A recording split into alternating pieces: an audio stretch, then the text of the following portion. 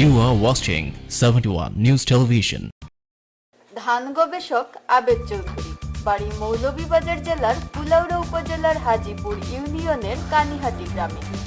দীর্ঘদিন ধরে অস্ট্রেলিয়া প্রবাসী, সম্প্রতি দেশে এসে নিজের উদ্ভাবিত 4 জাতের ধানের পরীক্ষামূলক আবাদ শুরু করেন। বীজতলা তৈরির পর গত জুনে গ্রামের 4 বিঘা জমিতে চারা রোপণ করেন তিনি। এরপর ধান কাটা হয়েছে গেল সপ্তাহে। আবেদ চৌধুরী জানান, 5 বছর গবেষণা করে দেশীয় ধান থেকে ব্রিডিং করে হাফিজা, জালালিয়া, তানহা ও ডুম নামের 4 জাতের নতুন ধান উদ্ভাবন করেছেন তিনি। ডক্টর আবেদ চৌধুরী জানান কিভাবে দেশীয় ধান সংরক্ষণ করা যায় এবং বিলুপ্ত প্রায় ও দেশীয় ধানের ব্রিডিং করে নতুন ধানের উদ্ভাবন করা যায়, সেই চেষ্টাই করছেন তিনি। আমরা অনেকগুলো ধান উদ্ভাবন করেছি, আমরা বিভিন্ন মাঠ পর্যায়ে রিসার্চ করেছি, আমরা বিভিন্ন ধানের সাথে ক্রস করে F1, F2, F3, F6 পর্যন্ত দিয়ে ওইগুলোকে ট্রায়াল দিয়েছি। 4 জাতের ধান চাষাবাদ করে 2 মাস আগেই ফসল তোলা গেছে, তাই আগামীতে এই ধান আবাদে আগ্রহী মৌলভীবাজারের কৃষকরা। ধানটা আনছেন 4টা জাত আনছেন, ভালো হয়েছে, ফসল ভালো হয়েছে, আরবার খাটি লওয়া গেছে, 1 মাস আগে খাটি লওয়া গেছে, আরবার একটু শস্য খেত হইব, আলু খেত হইব। হাফিজাওয়ান যে ধানটা আমরা খেত করছি ফলনটা আগে ফলে, আমরা দেশি ধানটাই আপনার এই ধানটা ফলছে বেশি। অন্য ধানের থেকে এই ধান একটু আর্লি, আর এই ধানে একটু ফলন বেশি দেশি ধানের থেকে।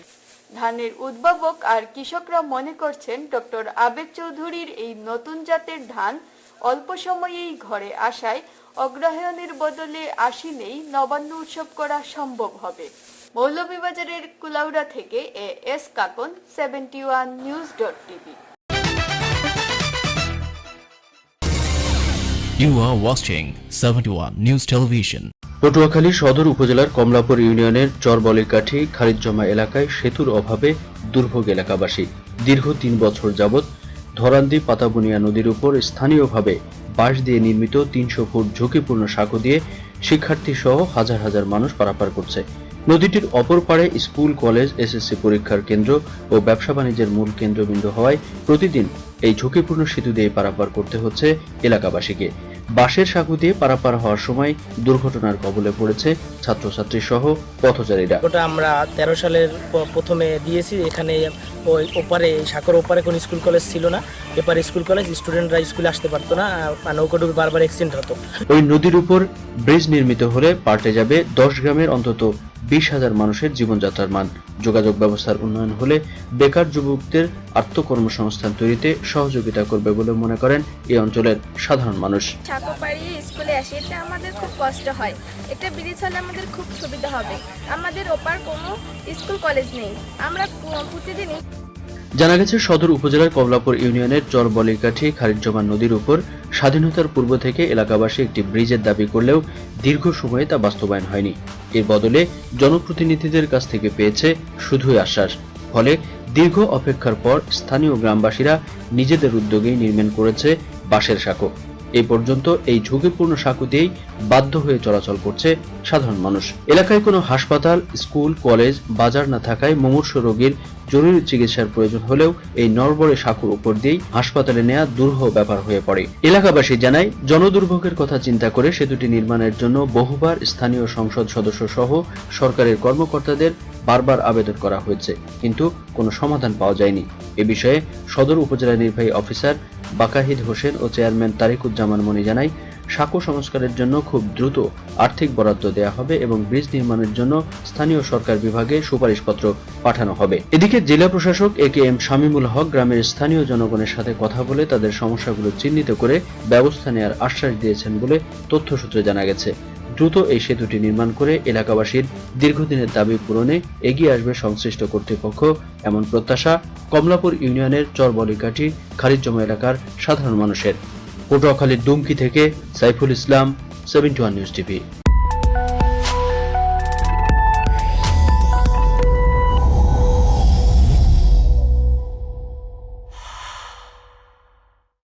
বিশাল জনসংখ্যার এই নগরীতে নাগরিক সুবিধা বলতে কিছু আছে কি? মাঝে মাঝে প্রশ্ন জাগে আমরা সাংবাদিকরা আপনার কথা কতটুকু তুলে আনতে পারি। অন্য সবকিছুর বাইরে এসব খবরও প্রধান শিরোনাম করতে চাই, যেন কর্তৃপক্ষের টনক নড়ে। জেগে ওঠো বাঙালি, 71 চেতনা, 71 নিউজ টেলিভিশন।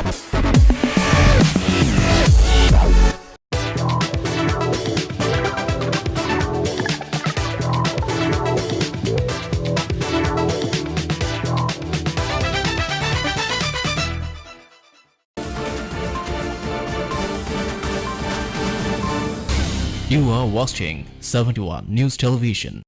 জায়গায় জায়গায় দেবে যাওয়া আর বড় ফাটলের মধ্যে জীবনের ঝুঁকি নিয়ে অফিস করছে জয়পুরহাটের খেতলাল উপজেলা পরিষদ ভবনের কর্মকর্তা কর্মচারীরা। ঝুঁকিপূর্ণ হয় পরিত্যক্ত ঘোষণার পরও ভবনটি অপসারণে নেওয়া হয়নি কোনো উদ্যোগ, স্থানান্তর করা হয়নি কোনো অফিসও। যে কোনো সময় ঘটতে পারে বড় ধরনের দুর্ঘটনা। জয়পুরহাটের খেতলাল থেকে বিস্তারিত জানাচ্ছেন সজিবুল ইসলাম পাবেল। খেতলাল উপজেলা পরিষদের 14টি দপ্তরের অফিসের জন্য 1985 সালে নির্মিত হয় এই দ্বিতল ভবনটি। পুরো ইটের ফাউন্ডেশনে তৈরি দ্বিতল এই ভবনের দেয়ালে দেখা দিয়েছে বড় বড় ফাটল। উপজেলা চেয়ারম্যানের অফিস, কৃষি অফিস সহ কয়েকটি কক্ষের মেঝে থেকে আলাদা হয়ে গেছে দেওয়াল, আর ছাদ থেকে খসে পড়ছে সিমেন্টের পলেস্তারা। অধিকাংশ বিম থেকে সিমেন্টের ঢালাই খুলে বের হয়েছে রড, ফলে পুরো ভবনই হয়ে পড়েছে ঝুঁকিপূর্ণ এই ভবনে জীবনের ঝুঁকি নিয়ে কাজ করলেও দেখার কেউ নেই, জানালেন নিয়মিত অফিসে আসা এই কর্মকর্তা ও জনপ্রতিনিধি। নিজেদের অসহায়ত্বের কথা তুলে ধরে শীঘ্রই অফিস স্থানান্তর ও ভবন অপসারণের পাশাপাশি নতুন ভবন নির্মাণে সরকারের সহযোগিতা চাইলেন উপজেলার এই জনপ্রতিনিধি। জরুরি অপসারণের পাশাপাশি নতুন ভবন নির্মাণের মাধ্যমে বড় ধরনের দুর্ঘটনা রোধে দ্রুত পদক্ষেপ নেবেন সংশ্লিষ্ট কর্তৃপক্ষ, এমন প্রত্যাশা সকলের। এই যে উপজেলা পরিষদটা দীর্ঘদিন ধরে এটা ভাঙাচুরা অবস্থায় আছে। আমরা বাইরে থেকে যখন আসি বিভিন্ন কাজে, তখন আমাদের চলাফেরা করতে হয়, আমাদের ভয় লাগে যে কখন এটা ভেঙে পড়ে, আমাদের প্রাণহানি ঘটে যায়। তারপরে যে ভূমিকম্প হচ্ছে, এটা একটা আতঙ্ক তো আছে। এই বিল্ডিংটা অনেক পুরাতন, ভেঙে চুরে গেছে, ঝড় বৃষ্টি হলে বিল্ডিংটা কাঁপে। এই উপজেলাতে আমরা কোনো কাজ করতে আসলে, অফিসে আসলে আমাদের খুব আতঙ্ক থাকতে হয়, যে কোনো টাইমে এটা আপনার ঘুষে ভেঙে পড়তে পারে। আমরা যারা সাধারণ মানুষ প্রাণের ভয়ে ভবনের বিভিন্ন দপ্তরে আসতে পারি না। সরকারের কাছে আকুল আবেদন, এই জরাজীর্ণ ভবনটি অতি সত্ত্বই ভেঙে নতুন করে তৈরি করা হোক। জয়পুরহাটের খেতলাল থেকে সজিবুল ইসলাম Pavel, 71news.tv। You are watching 71 News Television. কাপড়ের জন্য বিখ্যাত নরসিংদী শেখের চর বাবুরহাট বাজারে 35 বছরের দখলকৃত প্রত্যেক 2 কোটি টাকার ব্যবসায়ী প্রতিষ্ঠান দখল করে নিয়েছে আওলাদ বাহিনী। জমির মালিকেরা প্রশাসনের দ্বারে দ্বারে ঘুরেও শেষ রক্ষা করতে পারছে না। আওলাদ বাহিনী পাকা দালান নির্মাণ করে বহুতল ভবন নির্মাণ করেছে জমিতে।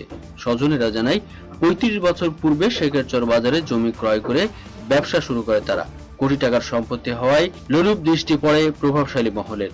অবশেষে জমির মালিকানা দাবি করে জমির মালিকদের উচ্ছেদ করে বহুতল ভবন নির্মাণের কাজ চালিয়ে যাচ্ছে তারা। এ বিষয়ে আওলাদ মিয়া ক্যামেরার সামনে কোনো কথা বলতে রাজি হয়নি। জোরপূর্বকভাবে আমাদের বাড়িটার কাছ থেকে জোরপূর্বকভাবে চাবি নিয়ে তারা 20 জন সন্ত্রাসী নিয়ে তাদের জোর জুলুম করে চাবি নিয়ে মানে বন্ধ হচ্ছে। বিভিন্ন ধরনের হুমকি দিয়ে চাবি জোরপূর্বকভাবে নিয়ে রাইতে ওয়াল করে দল হয়ে গেছে। শেখার স্যার গেছি পরে গিয়ে দিবে না, কাজ করে না, বন্ধ করে দিয়ে দিচ্ছে। পর অন্য লোকে খুব গালিগালাজ করলো, ওই যে নকল টকল করে দলিল, তারা খুব গালিগালাজ করলো। দাঙ্গাবাজ বিভিন্ন সন্ত্রাস অস্ত্র নিয়ে সেইখানে হামলা করছে, জোরে কাজ করতে যেতেছে। নরসিংদী থেকে শফিকুল ইসলাম, 71news.tv।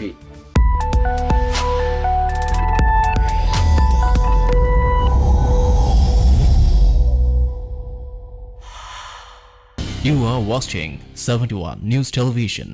পার্বতীপুরের ছোট যমুনা নদীর ব্রিজটি ভেঙে ঝুঁকিপূর্ণ অবস্থায় রয়েছে, যে কোনো সময় ঘটতে পারে বড় ধরনের দুর্ঘটনা।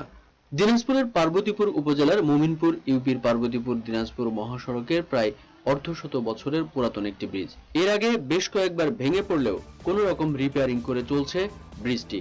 যে কোনো সময় দুর্ঘটনাও আশঙ্কা করছে এলাকাবাসী। স্থানীয় এলাকাবাসীরা জানান, ব্রিজটির উপর দিয়ে 20 টনের ট্রাক মালামাল নিয়ে ওই ব্রিজটির উপর দিয়ে দীর্ঘদিন থেকে চলাচল করায় ব্রিজটি ধসে পড়েছে। আমরা বিগত 2 মাস থেকে এখানে আমাদের যাতায়াতের যে প্রবলেম, আর এটা দিনাজপুর কানেক্টিং রোড, এত বিজি রোড, দেখেন পিছনে কত ট্রাক আছে, সামনে ট্রাক, এমন সিরিয়াস। এখানকার কোনো প্রশাসনের কোনো দেখাশোনার দায় দায়িত্ব কিছু নাই, যে কোনো মুহূর্তে একটা বড় দুর্ঘটনা ঘটবে। বহুদিন যাবত এই মাঝখানে এই ব্রিজটার এই মাথাটা ভাঙে গেছে। এরই বড় মৌসুমে সবচেয়ে বেশি ধান ব্যবসায়ীরা তাদের মালামাল পরিবহনের ক্ষেত্রে ভারী যানবাহন ব্যবহার করে থাকেন, আর এ কারণেই ছোট যমুনা ব্রিজের উপরে ধসে গিয়ে লোহার রড বের হয়ে গর্তে পরিণত হয়েছে। পার্বতীপুর উপজেলা আওয়ামী লীগ সভাপতি সাবেক উপজেলা চেয়ারম্যান জানান, পার্বতীপুর দিনাজপুর রোডে 4টি ব্রিজ ঝুঁকিপূর্ণ অবস্থায় পড়ে আছে। তার কারণে প্রতিনিয়ত হয় সড়ক দুর্ঘটনা। তাই আমাদের দাবি ব্রিজগুলো ও হাইওয়ে রোড নির্মাণের দাবি জানান। এই উপজেলা চেয়ারম্যান হিসেবে বিগত 5 বছর দায়িত্ব পালন করছি। এখন আমি আওয়ামী লীগের থানা আওয়ামী লীগের সভাপতি পার্বতীপুর উপজেলা। তা আমার কাছে মনে হয় যে এই পার্বতীপুর থেকে দিনাজপুর যাওয়ার যে রাস্তাটা, এটা আমাদের 2টা থানার সাথে সেই জেলার সংযোগ। এই ব্রিজ শুধু একটা না, প্রায় 4টা ব্রিজ এই অবস্থার মধ্যে আছে। মানুষ প্রতিনিয়ত এখানে অ্যাক্সিডেন্ট করে। উপজেলা প্রকৌশলীর অফিস থেকে জানা যায়, এ বিষয়ে তাদের কাছে সঠিক কোনো তথ্য নেই। জেলা নির্বাহী প্রকৌশলীর কার্যালয় থেকে লিখিত কোনো কাগজপত্র তাদের কাছে যায়নি। তবে ব্রিজটি নির্মাণের বরাদ্দ হয়েছে বলে জানা গেছে। এখন শুধু টেন্ডার হওয়ার অপেক্ষা। আশা করছি খুব দ্রুত এই ব্রিজের কাজ শুরু হবে। ব্যবস্থা নেয় নাই স্থানীয়ভাবে, ওই একদিন আসি গিটি ফেলে গেছে জেলা প্রশাসনের লোক, এলজিডির লোক, ওই শেষ, আর কোনো কিছু নাই। এখন স্থানীয় লোকেরাই মাটি টাটি দিয়ে কোনো রকম ঠেলাপেলা করিয়া গাড়ি উঠে। পার্বতীপুর থেকে Touhiduzzaman, 71news.tv। You are watching 71 News Television.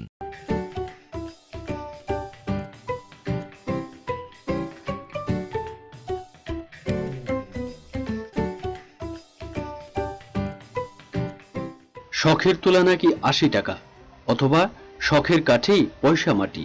এই কথাগুলো আমরা অনেক শুনেছি, কিন্তু সেই শখের জন্য মানুষ কি না করতে পারে তার অনেক উদাহরণ আমাদের চারপাশে রয়েছে। নিজেদের কথা ভাবলেও বোঝা যায় শখের কিছু পেতে কি প্রচেষ্টায় থাকে আমাদের। আর যাদের টাকা পয়সার চিন্তা নেই, চাইলেই যে কোনো কিছু কিনে ফেলতে পারেন, তাদের শখের নমুনাটাও আর সবার থেকে আলাদা এবং অবাক করে দেওয়ার মতোই।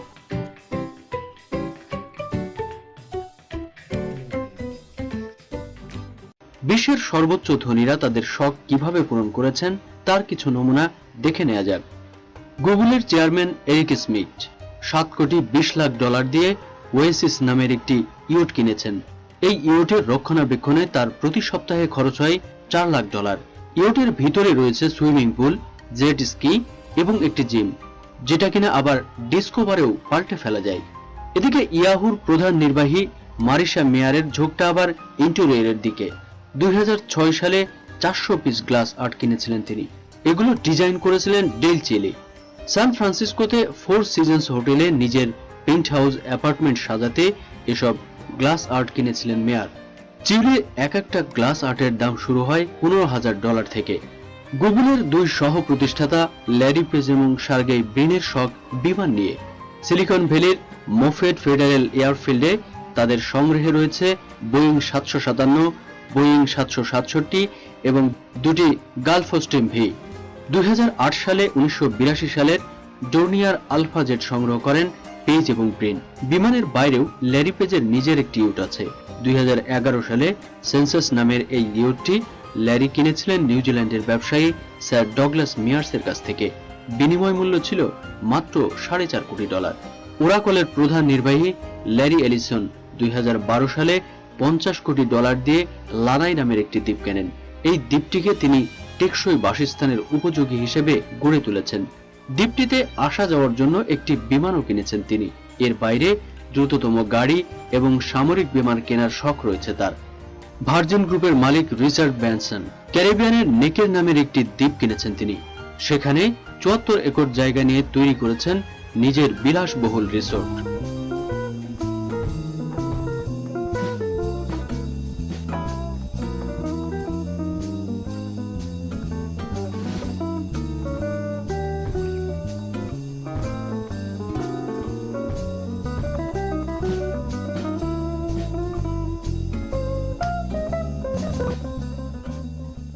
30 জন মানুষ আরামসে রিসোর্টটিতে থাকতে পারবেন। দ্বীপ থেকে বেরিয়ে ঘুরে আসতে চাইলে রয়েছে ব্র্যানসনের ইয়ট নেকের বেল্লে আর সাবমেরিন নেকের নিম। সমুদ্রের প্রতি ব্র্যানসনের দুর্বলতা একটু বেশি, তাই 2004 সালে দুনিয়ার প্রথম ব্যক্তি হিসেবে অ্যাকুয়েডা কিনেছিলেন তিনি। অ্যাকুয়েডা হচ্ছে পৃথিবীর সর্বোচ্চ গতির উভচর যান। ওই যান নিয়েই একটি রেকর্ড গড়েছেন ব্র্যানসন। উভচর যান নিয়ে তিনি প্রথম ইংলিশ চ্যানেল পাড়ি দিয়েছেন, আর এতে সময় লেগেছে 1 ঘন্টা 40 মিনিট। আরও একজন মাইক্রোসফটের সহ প্রতিষ্ঠাতা বিল গেটস, যার পরিচিতি বিশ্বের শীর্ষ ধনী হিসেবে, কিন্তু তিনি একজন নিবিষ্ট পাঠকও বটে। তার শখ দুর্লভ বই সংগ্রহ করা। বিল গেটসের ঘরে যে ব্যক্তিগত লাইব্রেরিটি রয়েছে সেখানে দুর্লভ বইয়ের এক বিশাল সংগ্রহ রয়েছে, আর বিল গেটসের জন্য এসব দুর্লভ বই সংগ্রহ করে বইয়ের একজন পেশাদার ডিলার। 1994 সালে লিওনার্দো দা ভিঞ্চির কোডেক লিসেস্টার ম্যানুস্ক্রিপ্টটি নিলামে কিনেছিলেন গেটস। পঞ্চদশ শতকের ওই জার্নালে নিজের হাতে বেশ কিছু যন্ত্রের পরিকল্পনা লিখে রেখেছিলেন ভিঞ্চি।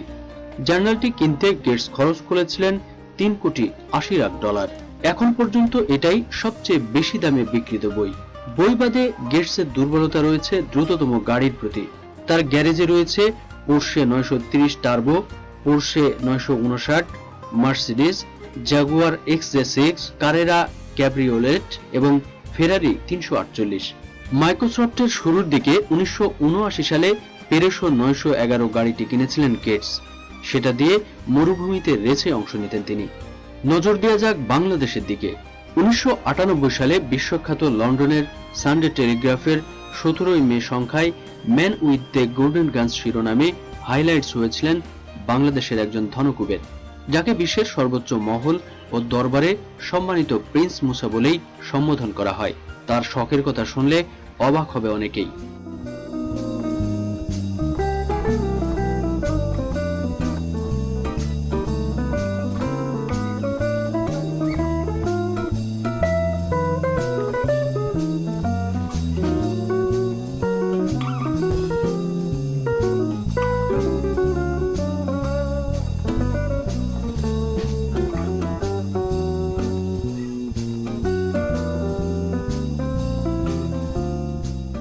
মুসার সংগ্রহে আছে মহামূল্যবান একটি কলম। তার ইউনিক মন্টবাঙ্ক কলমের দাম $10,00,000। ফ্রান্সে তৈরি ওই কলম মাত্র একটি তৈরি করেছে নির্মাতা কোম্পানি। 24 ক্যারেট সোনার তৈরি এই কলমটিতে রয়েছে 7,500টি হীরকখণ্ড। মুসা বিন শমশেরের বিশ্বাস করেন এই কলম দিয়ে যে ব্যবসায়ী স্বাক্ষর করবেন তা সফল হবেই। সারা বছরই কড়া প্রহরায় এই কলমটি রক্ষিত থাকে সুইস ব্যাংকের ভল্টে। প্রয়োজন হলে সর্বোচ্চ নিরাপত্তায় ওই কলম নিয়ে যাওয়া হয় নির্দিষ্ট স্থানে, আবার সেভাবেই ফেরত নিয়ে আসা হয়। তিনি যে রোলেক্স ঘড়িটি ব্যবহার করেন তার দাম $50 লক্ষ। ওই বিশেষ ঘড়ি মাত্র একটি তৈরি করেছে নির্মাতা কোম্পানি। বেশভূষা অঙ্গসজ্জায় তিনি ব্যবহার করেন 16 ক্যারেটের একটি রুবি, যার দাম $10 লক্ষ। আরও একটি চুনি পরেন $50,000 দামের। এছাড়া পরেন $50,000 দামের একটি হীরা ও $1,00,000 দামের একটি পালা। প্রতিদিন তিনি গোসল করেন গোলাপ পানিতে। নিত্যদিনের চলাফেরায় অথবা বিশেষ কোনো অনুষ্ঠানে তিনি $70 লাখ বেশি মূল্যের গহনা অলংকার পরেন। Lifestyle desk, 71 news TV.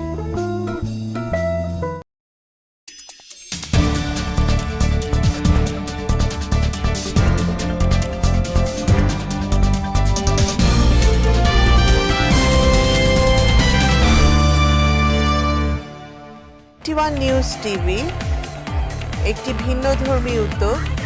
Online 24 ঘন্টা ধরে টেলিভিশন এর মাধ্যমে বিভিন্ন খবর পরিবেশনা এবং সম্প্রচারের একটি উদ্যোগ। আমি এই বিশেষ উদ্যোগকে অভিনন্দন জানাই।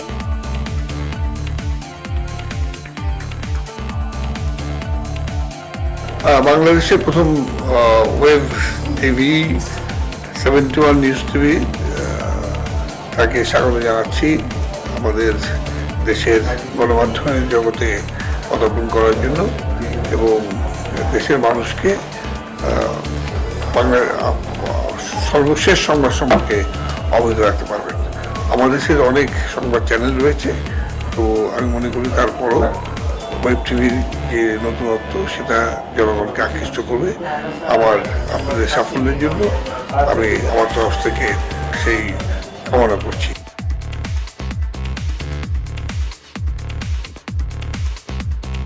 71 অনলাইন নিউজ টিভি আত্মপ্রকাশ করতে যাচ্ছে।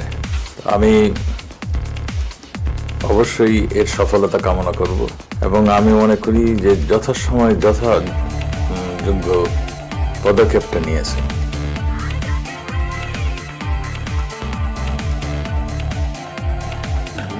আমি জেনে খুব আনন্দিত বোধ করছি যে আপনারা ৭১ নিউজ শুরু করেছেন, যে আপনারা নব প্রযুক্তি এক্ষেত্রে প্রযুক্ত করে সংবাদ আমাদের দেশের এবং আন্তর্জাতিক পর্যায়ে যারা এদের সম্পর্কে উৎসাহী আছেন তাদের সকলের কাছে পৌঁছে দেবেন। আমি দৃঢ়ভাবে বিশ্বাস করি যে সমকালে সকল নাগরিকের অধিকার আছে সঠিক তথ্য জানার। আমি এও বিশ্বাস করি যে সঠিক তথ্য জেনে এবং নিজের মনে বিশ্লেষণ করে সচেতনভাবে গণতান্ত্রিক দেশের মানুষ হিসাবে সিদ্ধান্ত নেওয়ার অধিকার সকলের আছে। আমি মনে করি আপনারা বস্তুনিষ্ঠভাবে যে খবর প্রচার করবেন এবং খবর প্রচারের সাথে সাথে যে বিশ্লেষণ অভিজ্ঞ মহলের প্রতিনিধির মাধ্যমে জনসাধারণ কিছু উপস্থাপিত করবেন, তার আলোকে আমাদের দেশের জনগণ অধিক সচেতনভাবে নাগরিক হিসাবে তাদের ভূমিকা পালন করতে সক্ষম হবে। বঙ্গবন্ধু শেখ মুজিবুর রহমান সুস্পষ্টভাবে আমাদের সংবিধানের প্রস্তাবনায় উল্লেখ করেছেন যে এদেশের সৃষ্টি হয়েছিল যাতে সকল নাগরিক স্বাধীন সত্তায় সমৃদ্ধি অর্জন করতে পারে। সমৃদ্ধি অর্জন করার জন্য যে প্রয়োগিক দৃষ্টিকোণ থেকে বিশাল কর্মযজ্ঞের আয়োজন করেছেন জননেত্রী শেখ হাসিনা, তার সাথে এই চেতনাবোধ বৃদ্ধির ভিত্তিতে আপনারা যে স্বাধীন সত্তা সম্পর্কিত চেতনা সকল মানুষের মনে জাগরিত করবেন, তা আমাদের সকলের জন্য জয় সুনিশ্চিত করবে। জয় হোক আপনাদের, জয় বাংলা, জয় বঙ্গবন্ধু।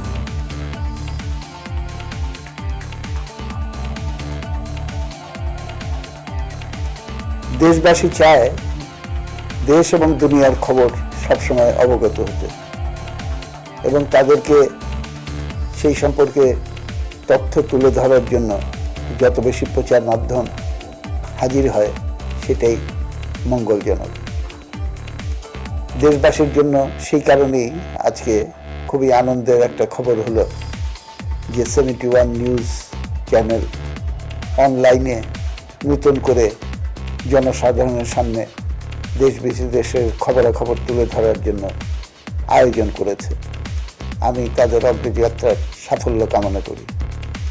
সঙ্গে সঙ্গে এই কথাও বলা প্রয়োজন যে তারা যে আদর্শ এবং চেতনাকে ধারণ করে জনগণের সামনে উপস্থিত হওয়ার সিদ্ধান্ত নিয়েছে, সেটা বাঙালি জাতির শ্রেষ্ঠতম অর্জন। ৭১-এর মহান মুক্তিযুদ্ধের চেতনা এবং ধারা, সেটাকে সমুন্নত রাখার অঙ্গীকার। আমাদের দেশ যত সংকটেই পড়ুক না কেন, তা থেকে উদ্ধার পাওয়ার একটা ওই মাত্র উপায়, সেটা হলো আমরা যদি আমাদের সেই মুক্তিযুদ্ধের চেতনা তথা 4 রাষ্ট্রীয় মূলনীতি গণতন্ত্র, ধর্মনিরপেক্ষতা, জাতীয়তাবাদ এবং সমাজতন্ত্রের ঝান্ডাকে আমরা সমুন্নত রেখে সেই ভিত্তিতে রাষ্ট্র পরিচালনার পথ গ্রহণ করি। আমি আশা করব যে 71 নিউজ চ্যানেল এই অঙ্গীকার বাস্তবায়নে নীতিনিষ্ঠভাবে তাদের পদক্ষেপ এগিয়ে নিতে সক্ষম হবে। আরেকবার আমি 71 নিউজ চ্যানেলের কলাকুশলী এবং কর্মকর্তাদেরকে ধন্যবাদ জানাই এবং এই প্রতিষ্ঠানের অনেক অনেক সাফল্য কামনা করি।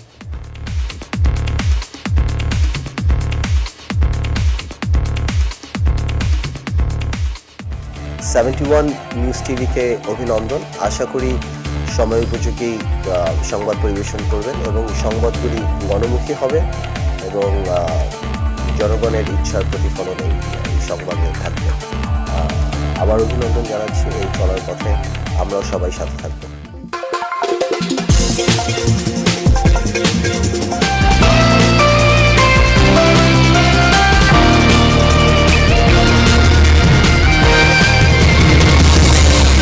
You are watching 71 News Television.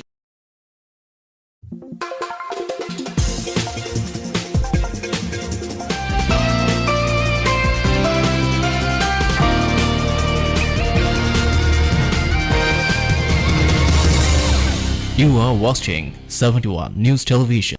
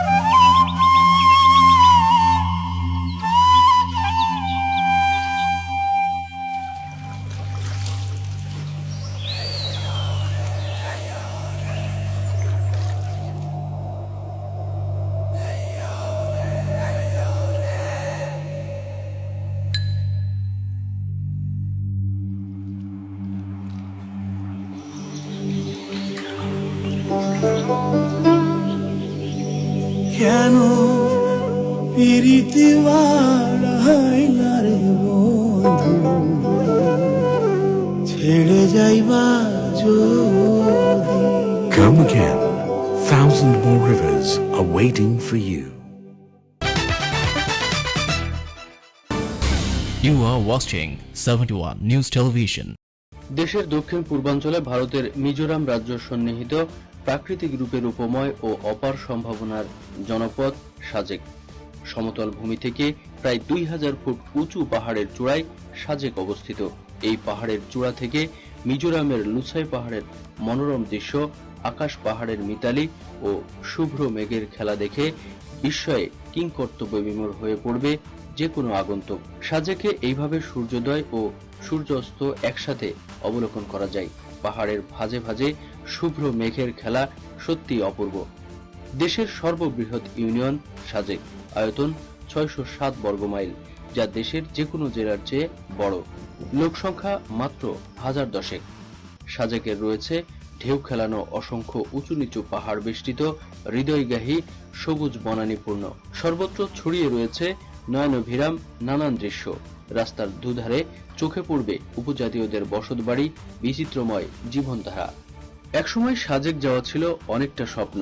সেনাবাহিনীর 19 ইসিবির সুযোগে বছর কয়েক আগে সাজেক পর্যন্ত রাস্তা হয়েছে। সেই সাথে বদলে যেতে শুরু করেছে সাজেকবাসীর জীবনচিত্র। সড়ক যোগাযোগ স্থাপিত হওয়ার পর থেকে সাজেকের নৈসর্গিক সৌন্দর্য উপভোগ করার জন্য প্রতিদিন অসংখ্য পর্যটক সাজেক আসতে শুরু করেছে। পর্যটকদের মতে সাজেক একটি সম্ভাবনাময় জনপদ। প্রাকৃতিক সৌন্দর্যকে কাজে লাগাতে পারলে সাজেক হতে পারে দেশের পর্যটন স্পটগুলোর মধ্যে অন্যতম। সেই সাথে দেশের অর্থনৈতিক চেহারা পাল্টে যাবে। সাজেকে পর্যটকদের থাকার জন্য সেনাবাহিনী ও স্থানীয়দের উদ্যোগে কয়েকটি আবাসন গড়ে উঠলেও তা পর্যাপ্ত না হওয়ায় প্রতিদিন শত শত পর্যটক আসলেও তাদের বিকেলেই হতাশ ফিরতে হচ্ছে। সাজেকে রাত্রি যাপন করতে হলে কমপক্ষে 1 মাস আগে রুম বুকিং দিতে হয়। সাজেক রাঙ্গামাটি জেলার অন্তর্গত হলেও জেলা সদরের সাথে এখনো প্রায় বিচ্ছিন্ন। সাজেকবাসীকে নিজ জেলা সদর রাঙ্গামাটি যেতে হলে প্রায় 140 কিলোমিটার দুর্গম পথ পাড়ি দিয়ে খাগড়াছড়ি জেলার উপর দিয়ে যেতে হবে। এই কারণে সাজেককে খাগড়াছড়ি জেলার সাথে অন্তর্ভুক্তির চেষ্টা চলছে। সড়ক যোগাযোগ ব্যবস্থা না থাকার কারণে 10 বছর আগেও সাজেকের মানুষ জীবন ও জীবিকার জন্য পাড়ি জমাতে পার্শ্ববর্তী ভারতের মিজোরামে যেত। এখন সড়ক যোগাযোগ স্থাপিত হওয়ায় তারা মাত্র 3 ঘন্টায় খাগড়াছড়ি যাতায়াত করতে পারছে। মূলত সাজেকের বাসিন্দাদের অধিকাংশই ভারতে মিজো এবং বাংলাদেশে লুসাই বা পাংখই নামে পরিচিত। খাগড়াছড়ি থেকে বিপ্লব তালুকদার, 71 নিউজ টিভি।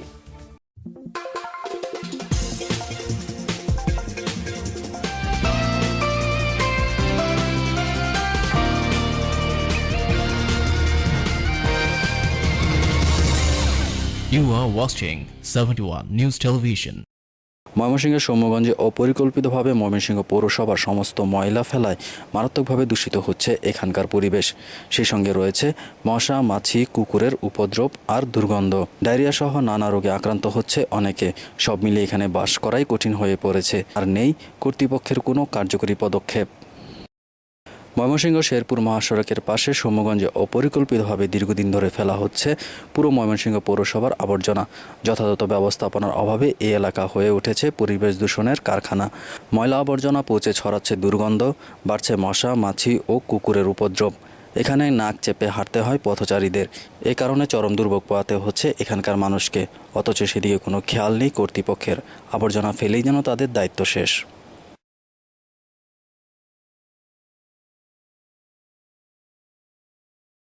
এই রাস্তাঘাটে সব হালায় থয়ে দেয় ময়লা, বুঝলেন? হালায় দিয়ে আমরা সব কিছুর লাগে অসুবিধা। এটা এই যে বাড়ি ঘরে গন্ধ যা, মাছি মশার লাগে খাইবার বললেও মাছি মশা বেড়ে যায়, বুঝলেন? সব দিক দিয়ে অসুবিধা আমরা। হ্যাঁ, বৃষ্টি হইলে মনে করুন এই আশেপাশে এলাকা বৃষ্টি নাই, রোদ থাকে 3-4 দিন পরে এবার গন্ধ কম।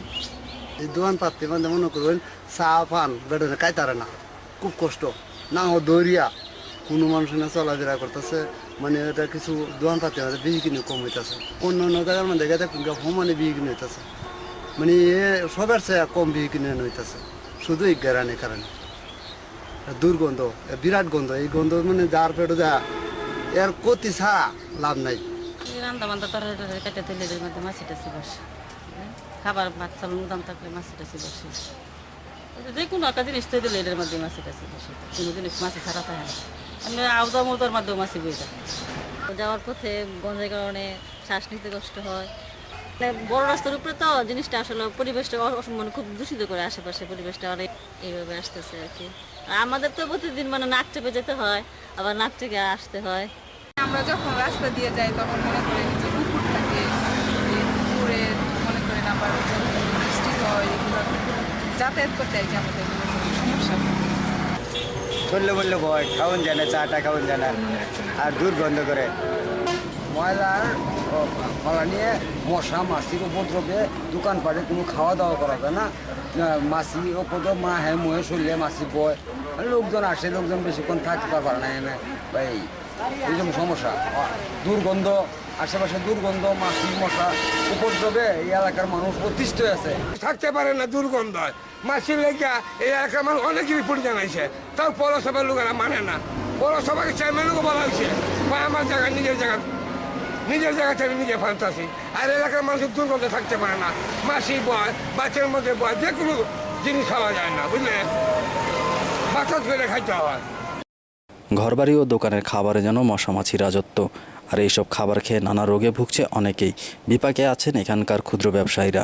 শুধু তাই নয়, মহাসড়কের পাশে হয় এই রাস্তায় চলতে দুর্গন্ধ থেকে আত্মরক্ষা করতে গিয়ে অনেক সময় দুর্ঘটনা ঘটায় চালকরা। ড্রাইভাররা নাকে হাত দিয়ে গাড়ি চালায়, মাঝে মাঝে পরে অ্যাক্সিডেন্ট হয়। এন দিয়ে যখন ড্রাইভারে গাড়ি চালায় যায় তখন এই গন্ধের কারণে নাহের মাঝে ধরে রাখে, তাই কারণে অ্যাক্সিডেন্ট একটু বেশি হয়। ওই হুন্ডার হয়, এমনি গাড়ি গড়ি বহুত কিছু হয়।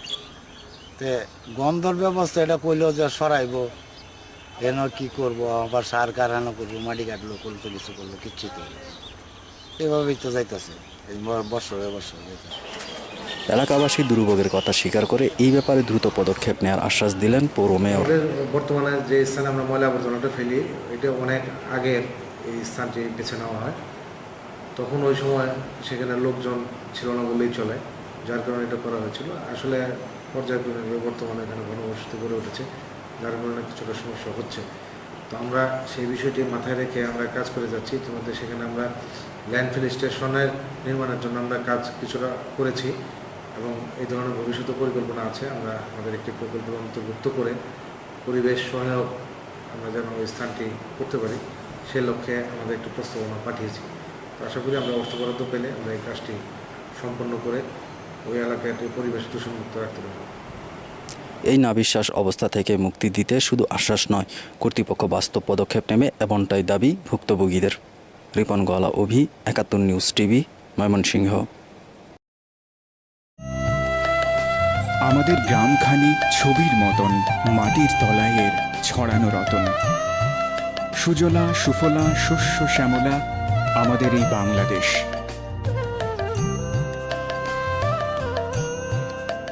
বৈচিত্র্যময় বাংলাদেশের সংস্কৃতি, এই নকশা, এই ফুল, এই পাখি, এসব আমাদের ঐতিহ্য।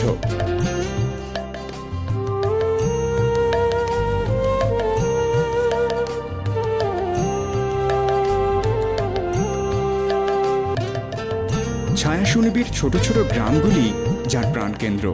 মাঠের পর মাঠ, এঁকে বেঁকে চলেছে অসংখ্য নদী, চারিদিকে সবুজ সবুজ গাছপালা। এই অপরূপ দৃশ্যে মন ভরে যায় যেন স্বর্গের থেকেও সুন্দর এই দেশ। গ্রাম বাংলার ইতিহাস, ঐতিহ্য, সংস্কৃতির খবর জানতে দেখতে থাকুন 71 news TV. You are watching 71 News Television. বাংলাদেশের দক্ষিণাঞ্চল লবণাক্ত হওয়ায় এখানে বিশেষ করে সুন্দরবনাঞ্চল ও এর আশেপাশের নদী নালায় প্রচুর পরিমাণে কাঁকড়া পাওয়া যেত। বর্তমানে দেশে ও আন্তর্জাতিক বাজারে চাহিদা বাড়ায় আগের মতো আর পাওয়া যায় না। বাগেরহাটে দীর্ঘ 25 থেকে 30 বছর ধরে কাঁকড়া চাষ হয়ে আসছে। China, Singapore, Thailand, Taiwan, Malaysia সহ পৃথিবীর বিভিন্ন দেশে কাঁকড়া রপ্তানি হয়। কাঁকড়া চাষের জন্য সবচাইতে ভালো উপযোগী হচ্ছে সরকার যদি এদেশে আমাদের সাধারণ জনগণের জন্য যদি এগিয়ে আসে, তাহলে আমাদের চাষির ক্ষেত্রে, আপনার পরিবারের ক্ষেত্রে এরা সচল হয়ে যাবে এবং দেশের জন্য অর্থনৈতিক দিক থেকে আমরা অনেক দূর এগিয়ে যেতে পারবো। আমরা আশা করি যে সরকার যদি আমাদের কোনো সাহায্য সহযোগিতায় যদি এগিয়ে আসে, তাহলে আমরা কাঁকড়া চাষের জন্য আমরা খুব উপকৃত হব। কাঁকড়া বাগদা চাষের জন্য বা মাছের চাষের জন্য এই পর্যন্ত বহুত চাষিরা ক্ষতিগ্রস্ত হয়েছে, কিন্তু কাঁকড়ার চাষের জন্য এরা সবাই লাভবান। কাঁকড়া চাষে কেউ কেউ দারুণ সাফল্য অর্জন করেছে। একটি কাঁকড়ার মূল্য 250 থেকে 750 টাকা পর্যন্ত হয়ে থাকে। বর্তমানে 1 কেজি কাঁকড়ার মূল্য 1500 টাকা। কাঁকড়ায় কোনো ধরনের রোগবালাই নেই বলেই চাষিরা জানিয়েছেন। অন্যদিকে চিংড়িতে রোগবালায়ে প্রতি বছর চাষিদের প্রচুর পরিমাণ আর্থিক ক্ষতির শিকার হতে হচ্ছে। প্রথম হচ্ছে ঘিরে হচ্ছে পরিকল্পনা হচ্ছে আগে পুকুরে মনে করেন যদি জমি থাকে কারো, আগে ডিপ করতে হবে 2 ফুটের মতন ডিপ করে পাশে চারিপাশে পাটা পোটা দিয়ে ঘিরতে হবে। ঘিরে তারপরে হচ্ছে আপনার কাঁকড়া পোনা ফেলতে হবে, তারপরে খাবার দিতে হবে। পুঁটি মাছ বাজার থেকে এনে, কাঁকড়া বাজারেই পাওয়া যায়, ডিপুতে বড় বড় ডিপুতে পাওয়া যাবে। এগুলো সুন্দরবন থেকে আসে, এই দিকতে আসে এই নার্সারি করে পকেট করে কেউ করা যাবে বড় করে। বড় যার জমি আছে ন্যাচারাল ছাড়তে পারবে, মানে অনেক বড় জমি আছে যার তারা সে গেরেও ছেড়ে দিতে পারবে। কিন্তু মাছ চাষিরা কাঁকড়া চাষে মনোযোগী হতে পারছে না, কারণ কাঁকড়া পোনার অভাবকেই দায়ী করেন তারা মনে করেন এই অঞ্চলে যদি একটি কাঁকড়ার হ্যাচারি থাকতো তাহলে কাঁকড়া পোনার সংকট স্থায়ীভাবে দূর করা যেত। আমি 30 বছর ধরে কাঁকড়া চাষ করে আসতেছি। আমাদের উপজেলা থেকে আমাদের একটা ট্রেনিং 26 নভেম্বর ট্রেনিং মৎস্য অফিসার ডেকে নিল। নেওয়ার পর আমাদের ওইখানে 3 দিন ট্রেনিং দিল। ট্রেনিং দেওয়ার পর আমাদের কিছু প্লাস্টিকের বাক্সা দিছে। কাঁকড়া ব্যবসা আমার ক্ষেত্রে অনেক অসুবিধা, অর্থেও তেমন সংকট, ঝামেলাও আছে, অনেক রিস্ক আছে। যেমন ধরেন আমাদের কাছ থেকে দক্ষিণ অঞ্চলে অনেক টাকার এরা দাদন নিয়ে যায়, ঠিক আছে, দাদন দেন। হ্যাঁ, দাদন দেওয়ার পরে এরা আবার এইটা দিয়ে পুঁজি বেড়ায় নৌকো করে যাইলে করে, কিন্তু ঠিকভাবে আমাদের মাল দেয় না। ওই যে মালটা ওরা পায়, ওই মালটা আমাদের দেয় না, ওইটা ওরা ওই জায়গায় বিষয়ে বিক্রি করে ফেলে। কিন্তু আবার আমাদের এই কাঁকড়ার ব্যবসায় যদি দাদন না দেয় তাহলে ব্যবসা আসে না। আমাদের কাছ থেকে 6 মাস আগে, 6 মাস হয়নি, 3 মাস আগে 1 লক্ষ টাকা দাম হয়েছে।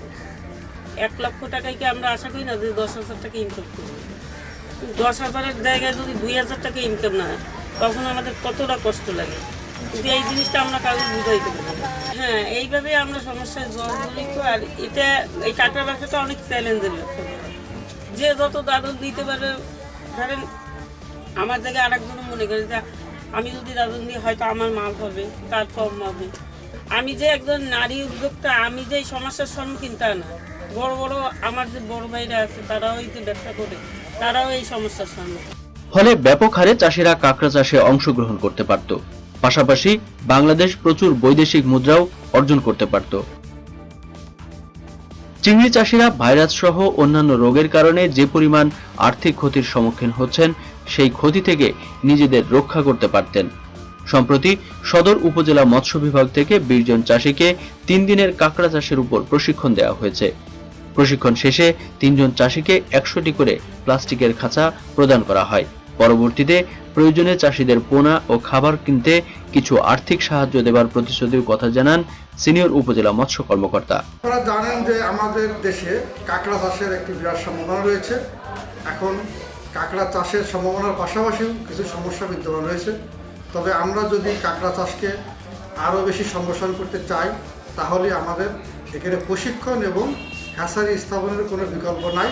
যদি হ্যাচারি স্থাপনের মাধ্যমে আমরা কাঁকড়া পোনাকে অ্যাভেলেবল করতে পারি, তাহলে আমাদের চাষিদের এই চাষের মাধ্যমে তারা আরও বেশি অর্থনৈতিকভাবে লাভবান হবে এবং বাংলাদেশ বৈদেশিক মুদ্রা অর্জনে আরও বেশি লাভবান হবে এবং বাংলাদেশ চাষিরা লাভবানের পাশাপাশি বাংলাদেশের অর্থনৈতিক উন্নয়নে ভূমিকা রাখবে বলে আমরা বিশ্বাস করি। এর পাশাপাশি আমাদের যেসব কাঁকড়ার চাষের যে সমস্যাগুলো রয়েছে, যেমন দেখা যায় যে আমাদের যখন চাষের বিগ পয়েন্ট সময়, সেই সময়টায় আমাদের কাঁকড়া পোনা ধরার উপর নিষেধাজ্ঞা রয়েছে সরকারিভাবে, যার কারণে ওই সময়টায় আমাদের কাঁকড়া চাষিরা পোনা প্রাপ্তিতে অসুবিধার সম্মুখীন হয়। এই সমস্যার সমাধানের জন্য আসলে আমরা যদি সরকারিভাবে হ্যাচারি স্থাপনার পরিকল্পনা রয়েছে, যদি এটা তাড়াতাড়ি স্থাপন করা যায়, তাহলে আমাদের এই চাষিদের এই পোনা প্রাপ্তির যে সংকট রয়েছে, সেই সংকট থেকে আমরা মুক্তি পাবো বলে আমরা বিশ্বাস করি। প্রয়োজনীয় কাঁকড়ার পোনা, প্রশিক্ষণ এবং আর্থিক সুযোগ সুবিধা পেলে চিংড়ি চাষের মতো কাঁকড়া চাষেও প্রচুর সম্ভাবনার কথা জানান বাগেরহাটের চাষিরা। এখান থেকে যেটা নরম, যেটা মিট নাই, সেই মালগুলো আমরা এখান থেকে নিয়ে আমার ঘেরে লালন পালন করি। ওখান থেকে মিট তৈরি করে সেইগুলো আবার ঢাকায় প্রেরণ করি, ওখান থেকে এক্সপোর্ট হয়। কোন দেশে যায়? এটা যায় সিঙ্গাপুর, চায়না, তাইওয়ান, কুয়ালালামপুর, সবচেয়ে বেশি চায়নায় যায়। চাষি হিসেবে আমার অভিজ্ঞতা, আমি দীর্ঘ 25 বছর ধরে ব্যবসার ভিতর জড়িত আছি। সেই হিসেবে আমার অভিজ্ঞতা যা আছে, তাতে কাঁকড়া দিন দিন বাড়ছে, কমছে না আর কি। তা সেই হিসেবে চাষিদের যদি আর্থিক সহযোগিতা, সহানুভূতি করে মাল, যে পাটা, যে অন্যান্য যা লাগে, এটা চাষিদের দেওয়া যায়, তাহলে কাঁকড়া ব্যবসাটা আরো একটু উন্নতির দিকে যাবে। বাগেরহাট থেকে তানভীর সোহেল, 71 নিউজ টিভি।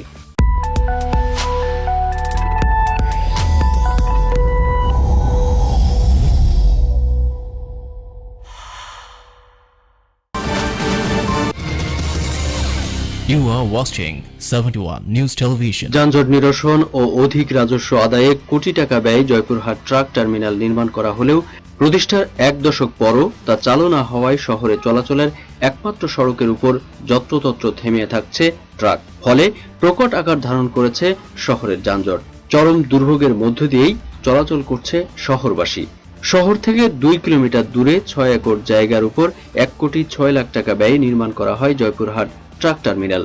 2005 সালের 24 এপ্রিল আনুষ্ঠানিকভাবে টার্মিনালটির যাত্রা শুরু হয়। পর্যাপ্ত জায়গা থাকলেও দীর্ঘ 1 দশক ধরে এই টার্মিনালটি ব্যবহার না করে শহরের বিভিন্ন গুরুত্বপূর্ণ পয়েন্টে ট্রাক দাঁড় করিয়ে রাখছেন স্থানীয় ট্রাক মালিকরা।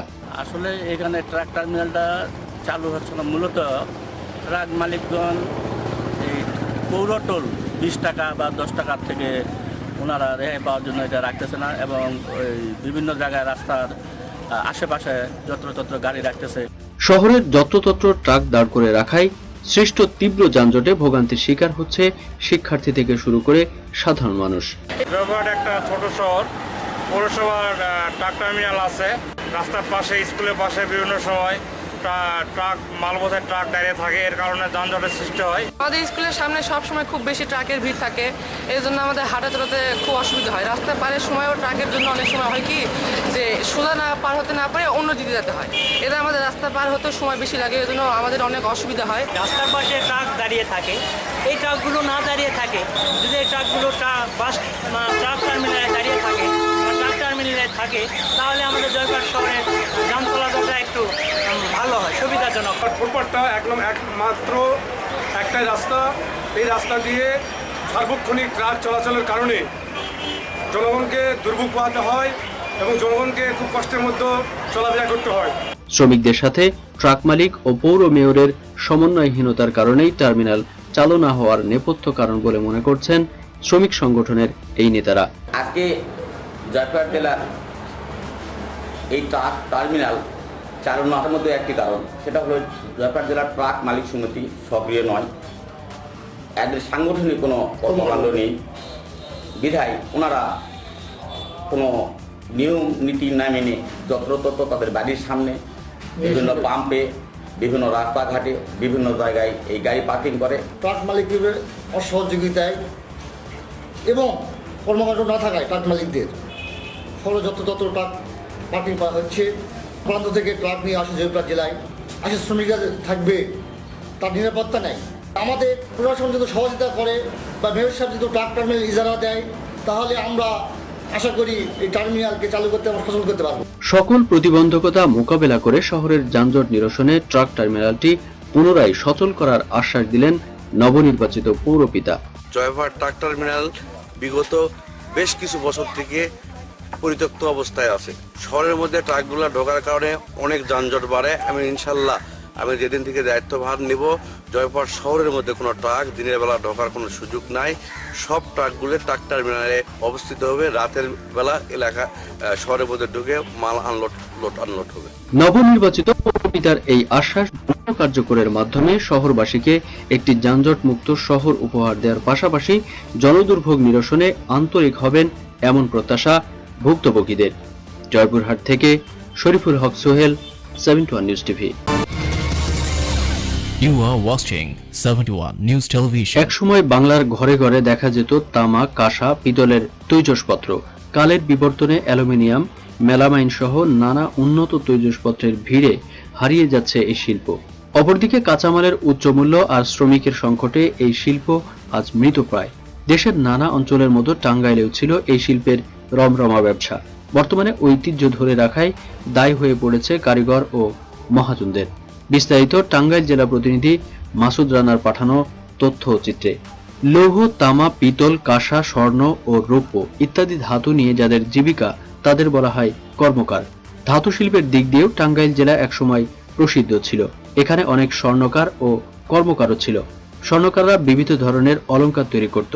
কাগমারি ও মগরা এলাকার কর্মকারীরা কাঁসার জিনিসপত্র তৈরি করত। টাঙ্গাইলের কালীহাতি, ঘাটাইলের পাকুটিয়া গ্রামের কর্মকার শ্রেণী আজও লৌহজাত শিল্পদ্রব্য তৈরিতে তাদের দক্ষতা সুপ্রমাণিত। কাগমারির ও মগরার কাঁসার বাসন কোষণ ছিল ভারত বিখ্যাত। একসময় এই ব্যবসা ছিল অত্যন্ত সমৃদ্ধশালী। দেশ ভাগ হওয়ার পর এই শিল্পের শত শত দক্ষ পরিবার ভারতে পাড়ি দিয়েছে। টাঙ্গাইলের কাগমারি, মগরা এই দুটি গ্রামে অনেক কর্মকার পরিবার বাস করে, কিন্তু রং, তামা, দস্তার উচ্চমূল্য, কারিগর ও সঠিক পারিশ্রমিক না পাওয়ার কারণে এখন মাত্র কয়েকজন কারিগর ও মহাজন আছে। এই পেশার অন্যান্য কারিগররা এখন অন্য কাজ করে জীবিকা নির্বাহ করছে। ফলে এই মূল্যবান ও ঐতিহ্যবাহী শিল্প আজ ধ্বংসের মুখে। আমাদের বাপদাদার কাছ থেকে শেখা এই শিল্প আজ ধ্বংসের মুখে। অন্য কোনো কাজ না শেখায় আমরা এখন বেকার। সরকারি কোনো সাহায্য সহযোগিতা না পেলে আমাদের এই সম্পদ আর বাঁচানো যাবে না বলে জানান তামা, কাঁসার এই কারিগর। আগের মতো আর এই ব্যবসা নেই। নতুন প্রজন্ম আর এই শিল্পের সাথে জড়াতে চায় না। কালের বিবর্তনে নানা তৈজসপত্র, সিরামিক, প্লাস্টিক ও কাচের পণ্য বাজারে আসায় আমাদের ব্যবসা এখন নেই বললেই চলে বলে জানান টাঙ্গাইলের প্রবীর কর্মকার। টাঙ্গাইল থেকে মাসুদ রানা, 71 নিউজ টিভি।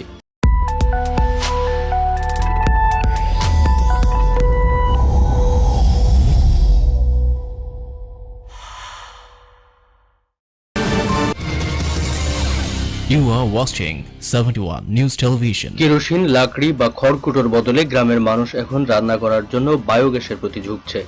বাড়ির আঙিনায় বায়োগ্যাস প্ল্যান্ট স্থাপনের মাধ্যমে গ্যাস দিয়ে রান্নার পাশাপাশি তৈরি জৈব সার শাকসবজিতে ব্যবহার করেও বিক্রি করে বাড়তি আয় হচ্ছে। চট্টগ্রাম বিশ্ববিদ্যালয় থেকে বাংলা বিভাগে স্নাতকোত্তর শেষ করে শিক্ষকতা বা অন্য কোনো পেশা বেছে নেওয়ার কথা ছিল সোহানা তাশেক নামে এক নারীর, কিন্তু লন্ডন প্রবাসী স্বামীর উৎসাহে 2014 সালের শুরুতে সাভারের হেমায়েতপুরের জাদুরচরে 5টি গরু নিয়ে একটি খামার গড়ে তোলেন। প্রথমে অনীহা থাকলেও এখন এই কাজের মাধ্যমেই আত্মতৃপ্তি খুঁজে পান। এখন নিজেদের 2 বিঘা জায়গাতে খামারে 30টি গরু ও রয়েছে মাছের খামার। আবার গরুর গোবর দিয়ে তৈরি করছেন বায়োগ্যাস প্ল্যান্ট। উৎপন্ন এই বায়োগ্যাস দিয়ে নিজেদের রান্নাবান্নার চাহিদা মিটিয়ে বাড়ির ভাড়াটিয়া ও পাশের কয়েকটি দোকানে বায়োগ্যাস সরবরাহ করছেন। গোবর সহ যে কোনো পচনশীল বস্তু গৃহস্থালির আবর্জনা প্রক্রিয়ার মাধ্যমে এই প্ল্যান্টে জমা হয়। 3 দিনের মধ্যেই গ্যাস তৈরি উৎপন্ন হয়ে যায়, আর পচনশীল বস্তুগুলো জৈব সার হয়ে একটি ট্যাঙ্কে জমা হয়, যা তার নিজের কৃষি জমিতে ব্যবহারের পাশাপাশি স্থানীয় কৃষকদের মাঝেও সুলভ মূল্যে সরবরাহ করা হয়।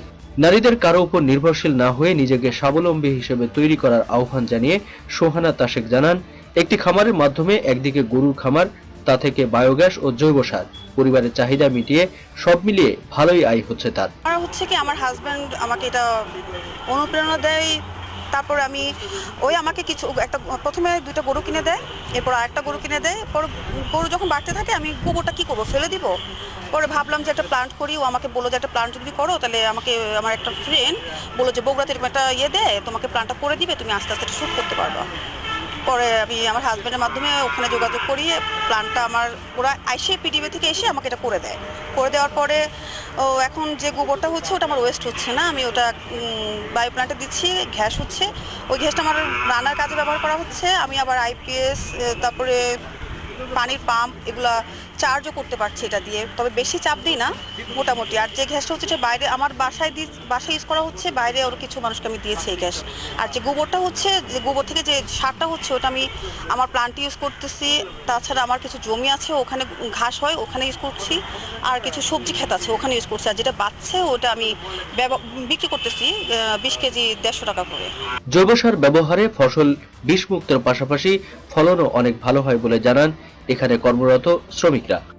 গরুর ফার্মের থেকে যেই গোবরটা আমি পাই, এইটা দিয়া আর বাসাবাড়ির যে শাক সবজি যাই কাটা পচা বাইরা, এইটা দিয়া আমরা মিক্স করে প্ল্যানে দিই। প্ল্যানে দিলে 3 দিনের মাথায় আমার গ্যাস হয়ে যায়। গ্যাস হয়ে গেলে এই জিনিসটা যেটা বাইরে যায় এটারে বলে জৈব সার। এই জৈব সারটা যেমন শাক সবজি যাই বুনি খুব ভালো হয়। আর বাদ বাকিটি আমার জমিতে দিয়ে যা পাইছে হয় এটা আমি আবার বিক্রি করি। জৈব সার হিসাবে খুবই ভালো, এই উন্নত। চায়ের দোকানের বায়োগ্যাস ব্যবহারের ফলে জ্বালানি খরচ অর্ধেকে নেমে এসেছে ও দোকানও থাকে কালিমুক্ত। 4000-5000 টাকা, আর বায়োগ্যাস অনেক মানুষের যায় হচ্ছে 2400 টাকা। ভালো থাকে, সবকিছু ভালো থাকে। এ ধরনের উদ্যোক্তার জন্য সরকারের পক্ষ থেকে নানা সুবিধার কথা জানিয়ে উপজেলা কৃষি কর্মকর্তা জানায়, এই ধরনের প্রকল্পের জন্য প্রযুক্তিগত সহায়তা ও বিভিন্ন সংস্থা থেকে আর্থিক সুবিধার ব্যবস্থা রয়েছে। পদ্ধতিগত বিভিন্ন কৌশল শেখানো হয়। যার বাড়িতে গরু আছে, 5-6টা গরু থাকলে সে একটা বায়োগ্যাস প্ল্যান্ট করতে পারে। এর জন্য সরকারের বিভিন্ন প্রকল্প আছে। সেই বায়োগ্যাসের সে তার জ্বালানির কাজটাও হলো এবং গোবরটা সে জমিতে ব্যবহার করতে পারে। তাদেরকে প্রযুক্তিগত সহায়তাটা দিতে পারি। আর অর্থনৈতিক সহায়তা, যেমন বায়োগ্যাস প্ল্যান্ট করলে সেটা বিভিন্ন এনজিও এবং পিআইও অফিসের মাধ্যমেও কিছু টাকা দেওয়া হয়, একটা অংশ, তা সেটা নিয়ে তারা প্ল্যানটা করতে পারে এবং তারপরে তারা এটা ব্যবহার করতে পারে। আর আমাদের কোনো প্রদর্শনী থাকলে সে তখন আমরা প্রদর্শনী হিসেবে তাকে আর্থিক যে সুবিধা থাকে সেগুলো আমরা বাস্তবায়ন করি। সাভার থেকে আব্দুল কাইমের তথ্য ও ভিডিও চিত্রে ডেস্ক নিউজ 71 নিউজ টিভি। গ্রাম বাংলার ইতিহাস, ঐতিহ্য, সংস্কৃতির খবর জানতে দেখতে থাকুন 71 news TV. You are watching 71 News Television. Union পরিষদের নির্বাচিত সদস্য না হয়েও মেম্বার নামে পরিচিত পার্বতীপুরের পার্শ্ববর্তী উপজেলা বদরগঞ্জ উপজেলার রামনাথপুর ইউনিয়নের 2 নম্বর ওয়ার্ডের দক্ষিণ রামনাথপুর গ্রামের বাসিন্দা মোহাম্মদ ইউসুফ আলী ওরফে ঘাস মেম্বার। নির্বাচিত সদস্য না হয়েও মেম্বার বলে ডাকার উদ্দেশ্য জানতে চাইলে এলাকাবাসীরা জানান, এই ওয়ার্ডের বর্তমান মেম্বারের যে দায়িত্ব তার চেয়ে তিনি বেশি খোঁজ খবর রাখেন তাদের। আমার মসজিদের সামনে মনে করেন যে নামাজ পড়ার লোকেরা মসজিদে যাইতে পারে না, এক হাঁটু কাঁদো মনে করেন। এই উপমেম্বার গরিব মানুষ হলেও শ্রম দিয়ে মনে করেন যে বালু ইট আবার ভিটি এইখানে মনে করেন যে 100 গজ পর্যন্ত মনে করেন যে আমাকে ফেলে দিচ্ছে, বুঝতে পারছেন। দিয়ে এখন বর্তমান কোনো কাদো হয় না। হ্যাঁ, আমরা খুব শান্তিতে আছি। তারা আরো জানান, এই এলাকার গরিব মানুষের মেয়ে বিয়েতে তিনি আর্থিক সহযোগিতা, যে গ্রামে টিউবওয়েল নাই তিনি সেখানে টিউবওয়েল কিনে দেন, এলাকার রাস্তাঘাটের মাটি ভরাট করে দেন, গায়ের ছেলেদের খেলাধুলার জন্য 2টি ফুটবল কিনে দেন। যদিও তার নিজের সংসারই কাটে অভাব অনটনের মধ্য দিয়ে। খুবই মানুষের উপকার করে। আমার একদিন তেল ছিল না, আমি বলছি ভাই আমাকে 20 টাকা দেন, তো আমি তেল আনি তরকারি পাক করবো, সঙ্গে সঙ্গে বাড়ি করে দিচ্ছে। কত মেম্বারকেই তো মেম্বার বানালাম, কেউ তো আমাদের জন্য কিছু করে নাই, নিজ নিজ স্বার্থ নিয়ে তারা ব্যস্ত। কিন্তু ঘাস মেম্বার আমাদের জন্য মেম্বার না হয়েও যা করেছে, মেম্বার বানিয়ে গ্রামের জন্য আরো কিছু করার সুযোগ দিতে চাই বলে জানান গ্রামের লোকজন। জলের কষ্ট হয়ে গেছে, আর বছর চৈত মাসে কোটে পাবো জল দিছে কল। এখন সরকারি মাটি থাক কি নিজের মাটি থাক, সবাই চলপুল খায়া বাঁচো। ঘাস মেম্বার দিছে, আমরা চিনি, আমার কষ্ট দেখি দিছে। উনি ঘাস বিক্রি করে, এই জন্য ওনাকে সবাই ঘাস মেম্বার বলে ডাকেন। পরিবারের কাছে জানতে চাইলে তার মা জানান, ছোটবেলা থেকেই অপরের বিপদে আপদে সুখে দুঃখে সবসময় পাশে গিয়ে দাঁড়ান তিনি। আমার ছেলে কি করেন, কি কাজ করেন? সব কাজে করে, কৃষি করে, ভ্যান চলায়, ঘাসের ব্যবসাও করে। আমি শুধু তার পাশে মনোযোগী এই কাজগুলোর জন্য।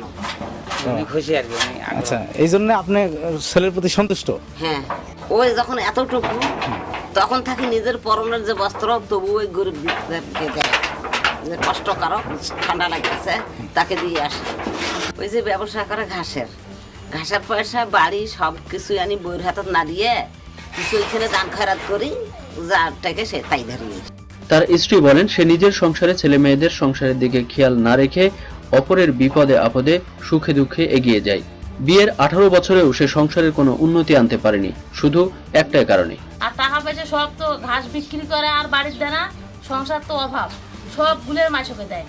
এই মাসে টিউবওয়েল দিয়ে দেয়, এই রাস্তা পাকা করে দেন, এই মাটি কাটি দেন, ফিরে এই ছেলেগুলো ফুটবল কিনে দেন, এইটাতে সংসারটা ক্ষতিপূর্ণ। গ্রামের লোকজন আপনাকে ঘাস মেম্বার বলে ডাকে, তাতে আপনার কোনো আপত্তি আছে কিনা জানতে চাইলে তিনি বলেন, গ্রামের লোকজন আমাকে ভালোবেসে ঘাস মেম্বার বলে ডাকে। মেম্বার হতে চায় না, কিন্তু গায়ের মানুষজনের আবদারও ফেলতে পারি না। সবাই আমাকে মেম্বারের চোখে দেখতে চাই। মেম্বার হতে পারি আর না পারি, সারা জীবন গায়ের মানুষের পাশে থেকে সেবা করতে চাই। আবার লোক ডাক করা শীত একদিন দেওয়া একটা বেরি চাওয়া, শরীরে কাপড়া চলা, এক পাকে কলসি পানি নেওয়ার জন্য আইসে মারে বাড়ি তো কোটে যান। আমি তো তখন চিনিও না, প্রথম আসা যাওয়া পানি বিলি গোসল করার জন্য। কত দূর অসুস্থ মানুষ কীভাবে যাইবেন, কল নাই করে না, অন্য রাস্তা দেয় না। তখন ওখানে একটা টিউবওয়েল বাকি নিয়ে এসে দিয়েছিলাম জিরুলের দোকান থেকে, পরে ঘাস দিয়ে সত্য হয়ে গেছি। দিয়েছিলাম ছেলেদেরকে, সেখানে 2টা দিয়েছিলাম, বাকি ছেলেরা আসছিল 10-15 জন খেলা আগে, ওদেরকে একটা দিয়েছিলাম।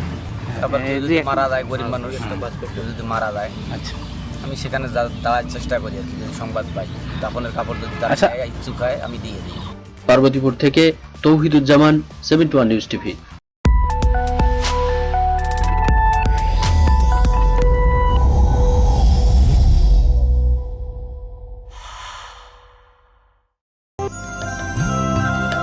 গ্রাম বাংলার ইতিহাস, ঐতিহ্য, সংস্কৃতির খবর জানতে দেখতে থাকুন 71 নিউজ টিভি।